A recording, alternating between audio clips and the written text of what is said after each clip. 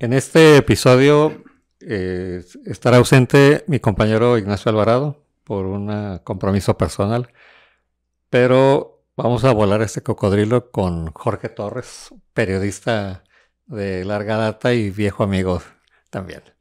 ¿Qué pasó, Jorge? Bienvenido. Muy bien, al aquí podcast. Supliendo a Nacho, que tiene problemas de migración, ¿entiendes? Pues mira, el tema que además está sabroso, yo creo que es el tema de Ricardo Salinas Pliego y sus deudas fiscales, su politización del tema y sus amenazas o su idea de lanzarse eventualmente a la candidatura a la presidencia en 2030. Todo inicia por una deuda que viene de entre 2008 y 2013 que tiene con Hacienda. Sí. Y que el SAT, las autoridades tributarias, hablan de una deuda que podría ser de unos 74 mil millones de pesos. El empresario, a su vez, habla de que su deuda es aproximadamente de unos 7,400 o 7,600. Como el 10%. Como el 10%. De lo que registra el SAT, ¿no? Efectivamente. Pero más allá de eso, el caso ha tomado un cariz interesante, digamos, para traerlo aquí a la mesa, porque él ahora en su cumpleaños hizo una celebración, un festejo público, donde incluso llegó a decir que ya estaba cansado de tanto litigio, de tanto trámite, que él lo que quería era pagar. Sí. Y de alguna manera planteaba que se volvieran a sentar con el SAT para negociar. En realidad, la presidenta sale en su conferencia mañanera a decir, no hay nada que negociar, o sea, la deuda ya está y punto, o sea, pague y ya está. Y aún más allá, porque hubo el ex jefe del SAT, actual funcionario de gobernación, que se llama Félix Molina Padilla. Él desmiente a Ricardo Salinas. Abiertamente dice, es absolutamente falso que haya habido un acuerdo durante el gobierno de López Obrador. No se firmó nada. Incluso dice él que el equipo de gestores, asesores de Salinas Pliego nunca aceptó el monto que debía, ¿no? Entonces, a mí me gustaría preguntarte, ¿cómo ves tú este pleito que está escalando ya a otros niveles, sobre todo a nivel político? Ese es el enfoque que a nosotros nos interesa más. Oye, a ver, primero hay que irnos al origen de un empresario que en este momento está tratando de colocar la narrativa de yo quiero pagar pero me están cobrando de más, es decir, el gobierno está tratando de abusar de un empresario honesto y trabajador que le doy al pueblo de México pues una cantidad de empleos muy grande, cosa que es cierto, pero ¿bajo qué condiciones? Y el origen implica que tú no hubieras acumulado esa deuda si hubieras pagado a tiempo. Entonces, de entrada tenemos un empresario que no pagó a tiempo entre estas fechas que tú mencionas, en donde empieza ya esa deuda a acrecentarse. Exacto. Y ahora es víctima de algo que él conoce muy bien, porque es un banquero, que es el interés compuesto. Este monstruo que causa pesadillas en mucha gente que no puede pagar a tiempo su tarjeta y que mes con mes ese interés se va acrecentando. Exacto. ¿no? Y que si tú debes 10,000 pesos al cabo de 6, 7 meses vas a deber 3 veces lo que ya debes, no lo sé. Es básicamente con lo que se enfrenta mucha gente frente al banco por culpa de este concepto financiero que es el interés compuesto. Bueno, pues eso es lo que le pasó a Salinas Pliego. Vamos a ver en qué momento Salinas Pliego deja pagar. Bueno, pues deja de pagar en un momento en el que él vivía una luna de miel con los gobiernos en ese momento. Es decir, por un lado los gobiernos panistas, por otro lado el regreso del PRI con Peña Nieto. Y luego, cuando él ya tenía ese problemita que le había generado el interés compuesto y que su deuda ya representaba una cantidad muy importante, pues se da esta alianza que hace con el propio López Obrador. Exacto. para convertirse o para convertir a su televisora y a sus medios en uno de los principales promotores de la candidatura de López Obrador. Recordemos que él pone a disposición de López Obrador las cámaras, los micrófonos, a los conductores, esos que ahora están un día sí y otro también denostando a este gobierno, hablando de lo mal que han hecho ciertas gestiones en la administración pública, hablando de la corrupción que está saliendo también día con día. Es decir, están manejando una realidad que no podemos tampoco decir que no está ocurriendo, pero lo están empaquetando de una manera tal que evidentemente ves un objetivo político detrás de una agenda editorial, ¿no? A todas luces. Entonces está utilizando sus medios ahora, cuando ya evidentemente rompe con ese régimen al cual él apoyó en la figura de López Obrador, y habrá que preguntarnos en qué momento, primero, ¿qué le ofreció López Obrador? Y segundo, ¿en qué momento rompe con López Obrador y por qué? La lógica te diría que le ofreció, entre otras cosas, condonación de impuestos, y el rompimiento seguramente se da porque o no se respetaron ciertos acuerdos o, pasado el tiempo, esos acuerdos se volvieron obsoletos por la cantidad que se había acumulado ya de esa deuda. Sí, puede ser el tema de la condonación de impuestos que se lo ofrecieran o que él presumiera que se lo iban a ofrecer, ¿no? Porque efectivamente, no solamente el caso de Salinas Pliego, sino ha sido muy, muy común entre empresarios muy grandes que están acostumbrados a que les condonen los impuestos. Un trato, ¿no? Preferencial. Trato preferencial. Sí. Entonces, pero aquí hay dos cosas que sería interesante apuntar. Una, él deja de pagar en el último año del gobierno de Calderón, Felipe Calderón, y durante pues una parte del gobierno de Peña Nieto. De Peña. Gobierno que, por cierto, compra Fertinal, o sea, Petróleos Mexicanos, cuando estaba se me fue el nombre de Emilio Lozoya. En Pemex. Recompran Fertinal, que era chatarra, y me acuerdo que la revista Proceso publicó que precisamente en una operación así muy compleja, offshore, Salinas Pliego era socio de la empresa que compra Fertinal. Que compra, y precisamente son los años que también deja de pagar. Entonces llama la atención esa coincidencia en cuanto a fechas, ¿no? Ahora, efectivamente, lo que dices es, durante la campaña y previa a la campaña y durante la campaña, él es uno de los que apoya abiertamente a López Obrador, incluso en el arranque, al grado de que el propio presidente coloca a Salinas Pliego como al frente del Consejo Asesor Empresarial. Sí, claro, ¿no? Claro. Que había un grupo de empresarios asesorándolo en materia económica, sí. Y él a la cabeza. Algo sucede, como bien decías tú, que esa es la gran pregunta, algo sucede como ahí de mediados del sexenio, que se empieza a enfriar la relación y empieza a haber un choque abierto, ¿no?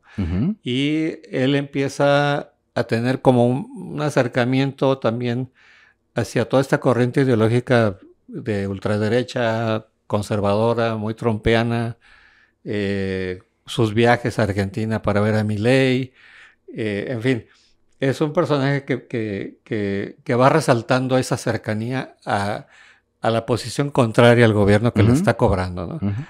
Y el otro hecho también es que no solamente la posición, sino su agresividad.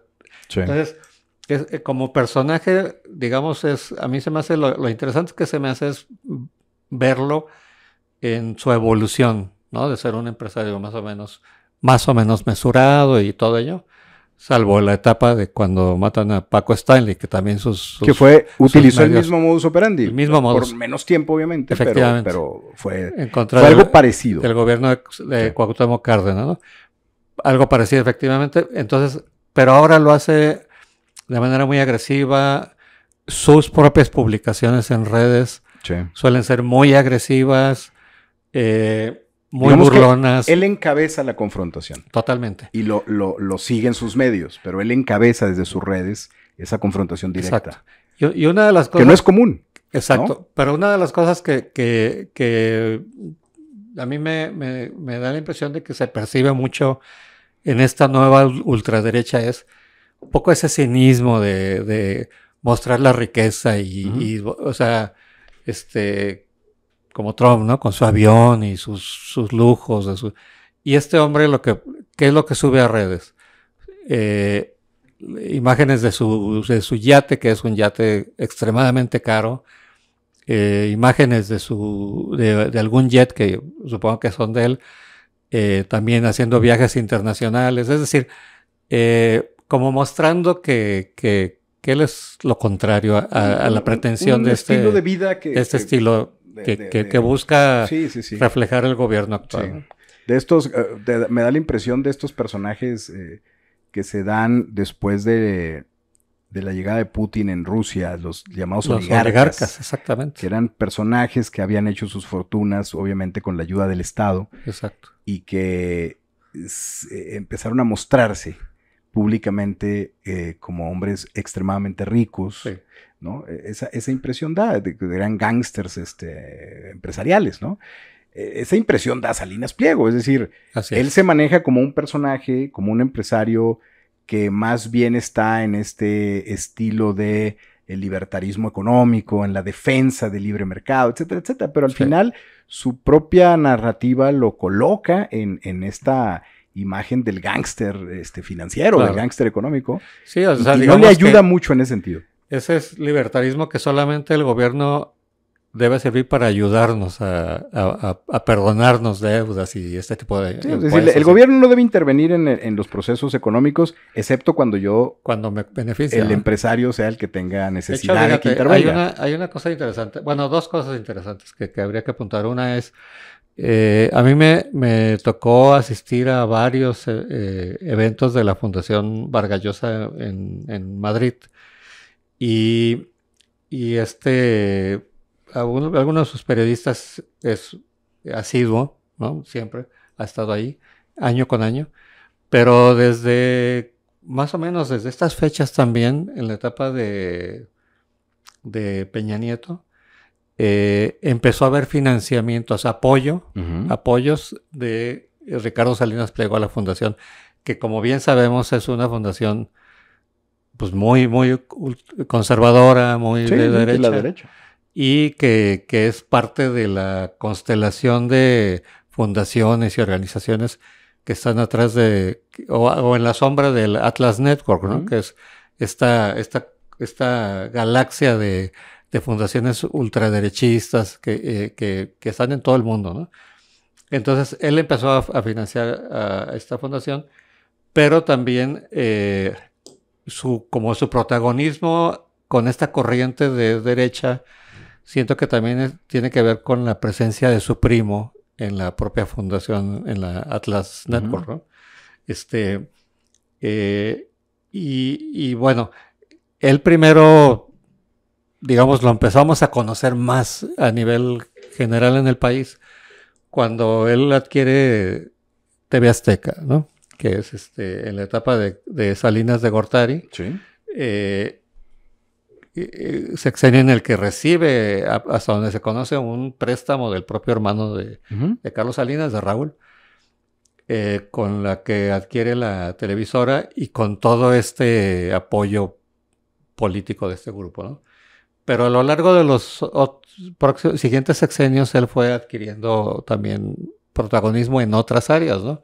En el gobierno de Fox es cuando entra la banca, ¿no? El famoso, es cuando puede tener el Banco Azteca, y con Banco Azteca entra a lo que yo creo que es el gran negocio de Ricardo Salinas Pliego, que es las remesas de los mexicanos en Estados Unidos y en el extranjero, ¿no? Porque ese es el mayor volumen de su holding, aparte de Electra, ¿no? Que es una empresa importante.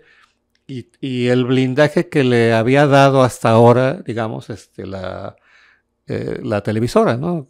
Blindaje público o incluso político, ¿no? De alguna manera, ¿no? Que consiguió ser el banco de López Obrador. ¿Recuerdas? A principios del sexenio, Banco Azteca era a través del cual se distribuían los apoyos sociales, la distribución de los programas sociales de becas, de apoyo a la gente mayor, etcétera. Era el programa central de López Obrador. Y Banco Azteca era el banco del gobierno, ¿no? Es decir, la gente, cada vez que le llegaba su pensión al cajero, eran los cajeros de Banco Azteca. Sí. Entonces, algo pasó en el Inter. Es decir, él negocia seguramente con López Obrador algo que no se termina de cuajar y rompen. No creo que haya sido esta idea de cobrarle, porque era lo de menos, cobrarle a Salinas Pliego en un acuerdo de esa magnitud entre el presidente y un empresario como Salinas Pliego, un empresario de una televisora que se convierte de manera de facto en un personaje central del sistema político mexicano. Es decir, independientemente de todo el entramado de comunicación que López Obrador armó a partir de una idea de que sea él, lo defiendan de manera constante en redes sociales, me parece que el sistema sigue siendo muy fuerte, los medios de comunicación masivos, la televisión en este caso, la radio. Y Salinas Pliego era un personaje central, o es un personaje central. ¿Qué fue lo que negoció López Obrador con él? Es la gran pregunta que está en el aire, que él tendría en algún momento que responder. Y me parece que en algún momento, si el plan B de Salinas Pliego, que es precisamente echar a andar ya con mucha fuerza, más de la que hemos visto hasta ahora, que es la construcción de una plataforma, ya sea de él como candidato o de un candidato distinto, que lleve a pelearle a Morena, primero en el 2027 y después en el 2030 la presidencia de la República. Me parece que esa es la gran pregunta. ¿Qué se rompió? ¿Dónde se rompió? Y ahora vemos a Salinas Pliego tratando de poner el ultimátum con una nueva mandataria, diciéndole, bueno, regresemos al origen, ¿no? Y volvamos a ser amigos. Sentémonos, no, porque ya esta deuda ya lleva mucho y ya se está convirtiendo en impagable. Es una deuda que puede desestabilizar su propio holding.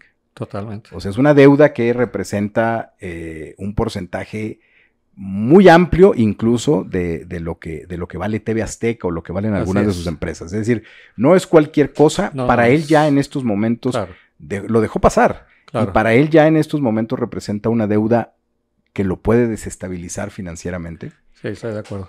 Y entonces en ese momento es cuando él dice, bueno, construyes un personaje público que pueda presionar más que su televisora. Me parece que él leyó bien los tiempos.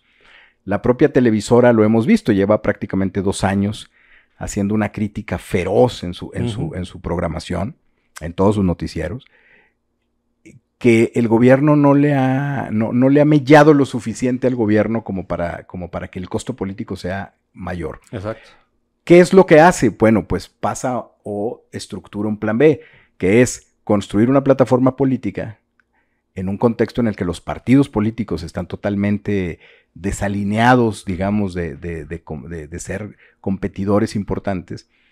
Él dice, bueno, mi plan B es construir una plataforma política que pueda representar, sí, un adversario de mucho peso para Morena en las siguientes elecciones. Y lo que vemos con lo que tú mencionabas, con este festejo masivo y incluso transmitido por los canales, no sé si de la televisora, pero por lo menos por los canales oficiales de redes sociales, en donde hay un performance incluso, donde representan al gobierno con ratas caminando por un escenario. Es decir, hay toda una narrativa muy agresiva contra el gobierno. Me parece que esto es como el ultimátum que da al gobierno de Claudia Sheinbaum. Es decir, lleguemos a un acuerdo, seamos nuevamente amigos, mi problema es con tu antecesor, podemos hacer las paces, pero déjame pagar el 10% del adeudo que ya se acumuló y que me representa realmente un peso muy importante. Sheinbaum responde que no. ¿No? Es decir, no, pues usted puede pagar ya lo que debe. No necesitamos, tú lo decías, no necesitamos una mesa o no necesitamos llegar a un acuerdo o reunirnos en lo oscurito porque usted debe una cantidad que tiene registrada el SAT y es lo que el gobierno le está cobrando. Entonces, me parece que lo que sigue es una radicalización más del empresario en donde pues construya o le dé ya más fuerza a la construcción de esa plataforma. Sí. ¿Va a ser él el candidato? No, pues es algo que todavía está por verse, pero la plataforma, digamos, política es lo que está en juego. Él le llama, ¿qué? Movimiento Anticrimen y Anticorrupción, algo así, ¿no? Sí. Sí, a mí sí me llamó la atención porque más o menos se perfilaba, se hablaba de esa posibilidad, pero después de la entrevista que le da a Ramón Alberto Garza en Código Magenta, que es donde abiertamente habla de esta posibilidad, no es un tema menor porque yo creo que como figura política también ya llegó para quedarse. Es decir, como pasa con Trump, digo, aunque Trump tuvo éxito de llegar a la presidencia, además de que tenía mucho dinero y muchos apoyos, ¿no? Había apoyos muy, muy poderosos. No sé cuál sea el caso de Ricardo Salinas, pero ya cuando lo plantea, a mí me da la impresión de que es un personaje que ya llegó para quedarse. Otra cosa es si él es el candidato o a quién apoya y a través de qué siglas. Porque como dices, el resto de partidos está tan vulnerable y están tan alicaídos que solamente pueden prestar las siglas y para un movimiento que sea impulsar a alguien más o al propio Ricardo Salinas. Ahora, yo no lo veo como un tema menor, te voy a decir por qué. Porque, por ejemplo, a mí me tocó ver el surgimiento de Vox en España. Y siempre hay esta actitud, y aquí la veo mucho, sobre todo los medios o los dirigentes del gobierno y de su partido, que son como que rechazan la idea de que pueda crecer aquí la derecha o la ultraderecha. El negacionismo, ¿no? Decir, no va a pasar. Y no tienes que... Tú no tienes que tener a un gobierno para que las ideas de la ultraderecha calen. Calan con mucha facilidad. Digo, ahí tienes a una señora como Lili Telles echando gritos en el megáfono y es una sola. Entonces, si Ricardo Salinas, ya sea que él compita, que gane o no gane es otra cosa, pero si tiene más gente en el Congreso, van a imponer una agenda que va a dar muchos dolores de cabeza. Eso sí es un no, hecho. Bueno, es que es... Perdón, y luego a nivel municipal o a nivel estatal. Entonces, yo no me lo tomaría tan a risa eso. O sea, yo creo que es algo bastante serio. Es serio, sobre todo porque Salinas Pliego no ha digamos, arrancó un proyecto que más bien se configuró en la opinión pública. Es decir, no es un proyecto que exista tangible con alianzas o con promesas ya aliados o con esta idea de ahora sí sentémonos porque esto va en serio. Me parece que hasta ahora no ha sido así. Ha ido construyendo una idea porque él tiene un objetivo que es empresarial, que es condónenme los impuestos porque les puedo hacer mucho daño.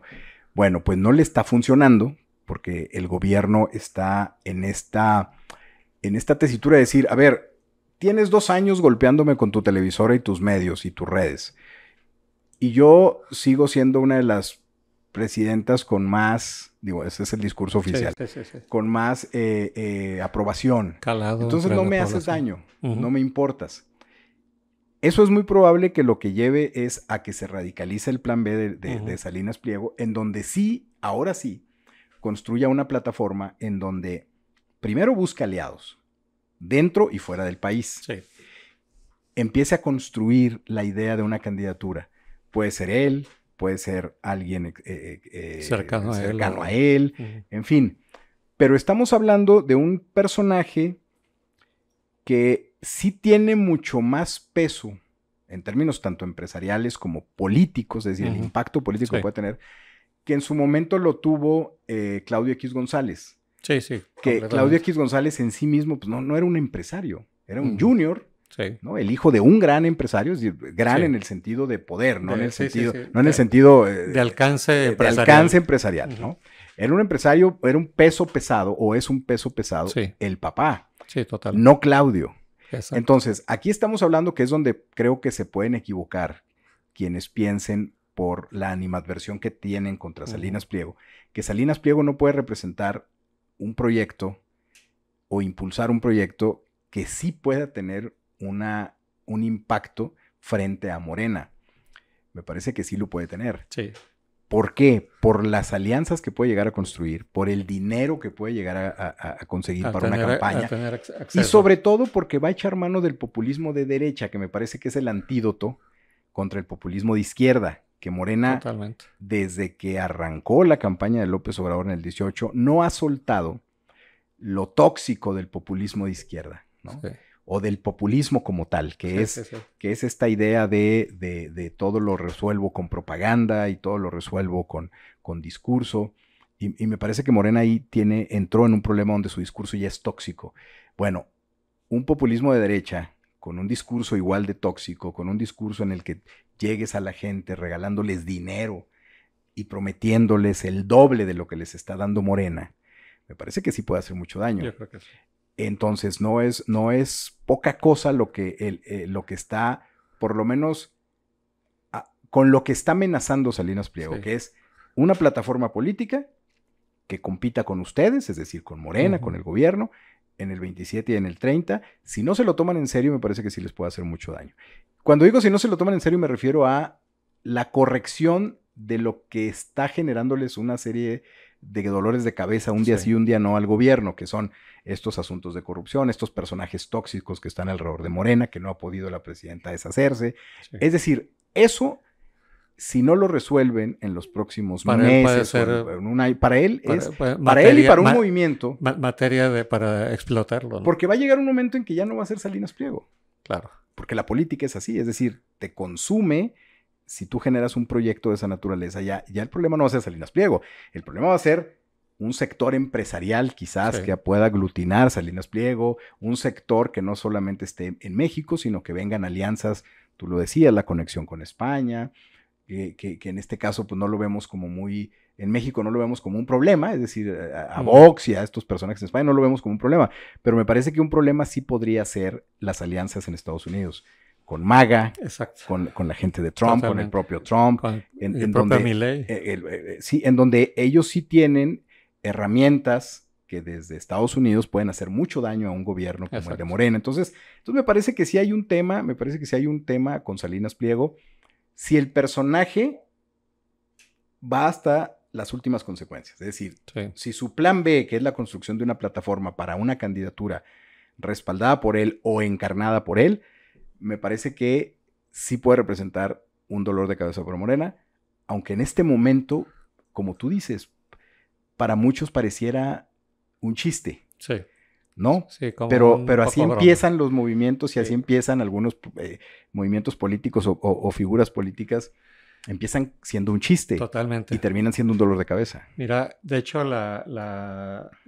y vamos cerrando porque es muy interesante y vamos a regresar a este tema, evidentemente.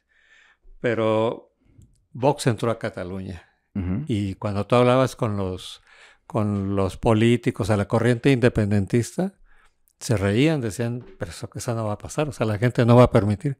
No, pues ya están allí. Entonces te digo, no es efectivamente, como aquí planteamos, no es que tengas los grandes grupos parlamentarios o tengas toda la presidencia, sino ellos van inyectando, van calando con su discurso, su narrativa, que suele ser muy, muy tóxica. Y que en el caso de Salinas, me parece que no ha empezado, ¿eh? Es decir, él ha generado astutamente una idea. Sí. Pero no ha empezado, digamos, con esa narrativa ya del populismo de derecha. Claro. Porque eso es otra cosa. Eso ya es hacer política. Me parece que él ahorita ha estado más bien chantajeando. Para resolver su tema. Y amenazando fiscal. con un gran proyecto de opositor. Pero si es que lo aplica y va hasta las últimas consecuencias, me parece que sí vamos a tener una oposición surgida de alianzas empresariales, etcétera, con lo que queda de los políticos. El problema no son los políticos que están al frente de los partidos. Y ciudadanos anti-4T, ¿no? Generalmente eso es lo que te levanta el populismo. Los ánimos que no necesariamente están ya en estos momentos muchos con Morena algunos silenciosos, Sí, algunos otros en redes. Porque los gobiernos de López Obrador y la propia Sheinbaum, aunque han tenido mucho arrastre popular, también tienen muchos detractores, ¿no? A nivel de calle. Entonces, pues bueno, es materia para seguir. Es una polarización partida en dos, me parece. Claro, totalmente. O sea, yo cuando me dan estos encuestas de 70, 80% de aprobación, yo francamente dudo. Y luego te das cuenta que muchas de estas encuestadoras tienen contratos con el gobierno, entonces dudas más. Claro. Me parece que la polarización está al 50%. Como lo vimos en resultados electorales en el 18, como lo vimos incluso en el 24. Oscilando poco, quizá, pero... Sí, oscilando poco, más o menos, pero es una polarización a la mitad, y esa polarización a la mitad puede generar volteretas, vuelcos, si el discurso de una oposición, no estoy pensando en el PAN o el PRI, estoy pensando en una oposición real, de poder, digamos, si el discurso se vuelve populista, de derecha en este caso, en donde como lo hizo Morena, que ofreció y ofreció y ofreció, y en este momento está dando, pues me parece que si la oferta es, te doy el doble, y te lo demuestro en campañas, dándote dinero en campañas, y te lo demuestro dándote productos, es decir, así funciona el populismo, ¿no? Es engañarte para que tú estés en ese movimiento y te hagas adepto de ese movimiento. Y bueno, el dilema es, ¿le condonas los impuestos o te vas a una confrontación hasta donde tope con un empresario que amenaza con levantar alianzas que hasta ahora hemos visto que no están, digamos, con los partidos políticos, porque pues son partidos que degeneraron en insignificancia? Pero me parece que sí hay personajes o hay grupos o hay familias muy poderosas que si hay una alianza podrían imantarse con este proyecto, y ese sí sería un dolor de cabeza para Morena. Efectivamente. Pero bueno. Muy bien, pues para la próxima seguimos tocando esos temas. Aquí nos despedimos y los esperamos para la próxima.